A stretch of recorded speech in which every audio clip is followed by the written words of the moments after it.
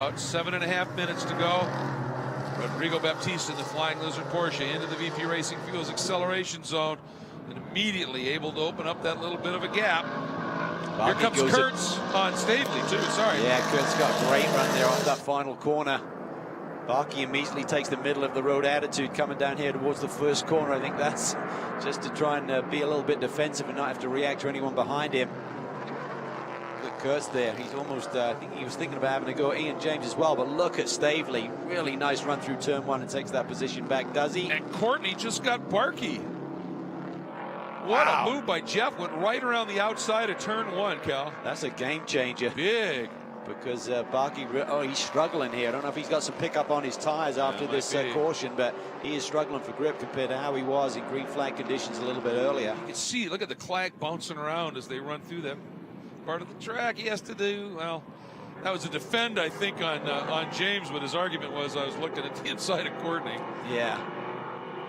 Get those scrubbed off. Maybe he's got enough time to get back at Jeff Courtney, but I don't think he's going to have enough time to get to our leader. Big break for Baptista. The question is, does Courtney, who does have fast lap in the race, so we know he's got pace, can he get to Baptista here? One thing we know about Jeff Courtney, he's a very clean driver. We know about Baptista, he's very aggressive, so I don't think that lead will come early if he does catch him. Look at, Barkey's struggling. I think he just must have got pickup during this caution, Greg, and it's really cost him dearly here in the finishing stages of this race. Immediately moves over thinking James is going to have a little run. And look at this, as Clennon got by Stacy in the background. Stacy trying to get back around him, heading into clubhouse. Well, Ian James thought he's going to have to jump around Courtney to get that final podium spot. Now he's got a different mix right in front of him. He's got to work out this dynamic. He hasn't really been that close to Barkey here today until this point.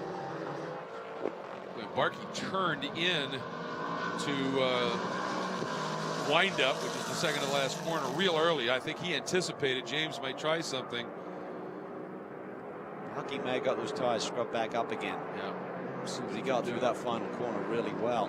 Look at the junk bouncing off of these cars. Amazing. I saw it out there yesterday. Went for a ride around the track with Jack Baldwin. Yeah. Had my eyes closed. When we stopped, I saw a lot of clag. Fall off. Yeah. Let's see, Barkey. Yeah, it does look to be a little bit more pace again, but this has looked strong all day long. Sure has. He worked well at getting that car balanced for a good long green flag run. A battle that he and Lawson put together at Mid-Ohio in the last round was just simply superb. Wasn't it? Oh, look at this. Jane cuts it tight. He slides down to the inside, looking for that inside line on Barkey. As Courtney fades a little bit back to this group. Baptista has created a big buffer at the front. Yeah, he has. Yeah, I'm not sure Courtney's got the pace to do anything with Baptista. I think Barkey had, but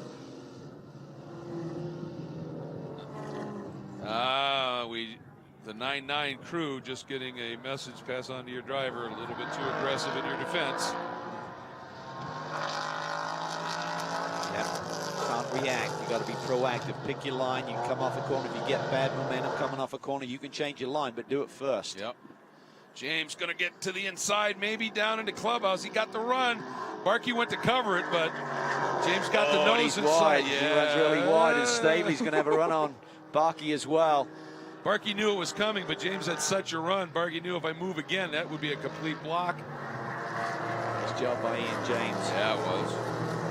Just, you know, it's not all about just getting through the corner quick. Just get the position and hold the guy out there. That's what it's all about. So often you see guys pile down the inside, try and carry too much speed. Yep.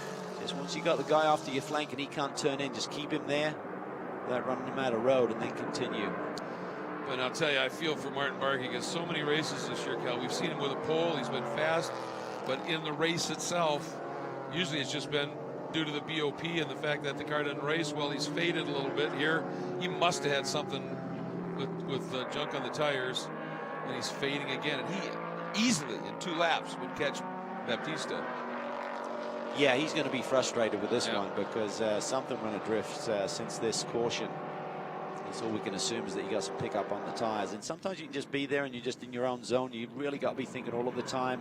Crew's got to be talking to you. Yep. You know, keep those tires cleaned off. It's not so much temperature related in terms of keeping them hot, just keep them clean.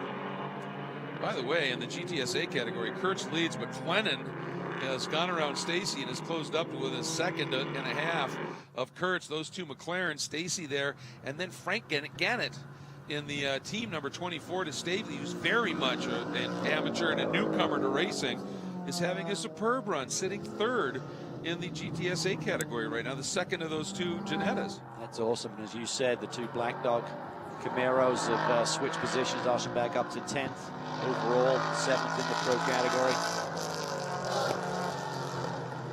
We anticipate white flag for Baptista this time by. Can Ian James do anything with Jeff Courtney in the Maserati right in front of him? He says a long shot. It's an extremely long shot, but he's got to keep fighting. Strange things happen in motor racing. And here we go, last turn. With that, we're relating to the championship positions, of course, with Lawson's massive lead, and Ian James running in the second spot. There's your group top 5 sliced through. Oh, look at that battle there off the final corner. That was Gannett picking up second in GTSA. Yeah, he is moving. He is flying, and here comes, that got Clennon a little offline and gave Aschenbach a little hope. And right now, Clennon clearly does not have the same straight line speed that Kurtz has. No. So I wonder if something's just not quite the same there. They're 141, Clennon 132. Yeah, so so massive delta. And again, there could be some heat-related issues here today, Greg. Everyone was very vulnerable to when you're running in traffic, getting the engine overheated is not going to perform nowhere near the same level. Yeah, or like I said, has that paddle shift thing come up again? And yeah. So now Lawson, he badly wants to try and get around Frank Gannett, get 8th place points at this opportunity. Look at this, Courtney's closing in just a little bit. Not a lot, but he's closing. Baptista shuffled back a little bit. He only lost a couple of tenths on the last lap across the stripe, but maybe he's just managing things, not pushing it, just hitting his marks. Jim Bell, so much experience on the radio talking to him, and the engineer, they were flying Les at Motorsports.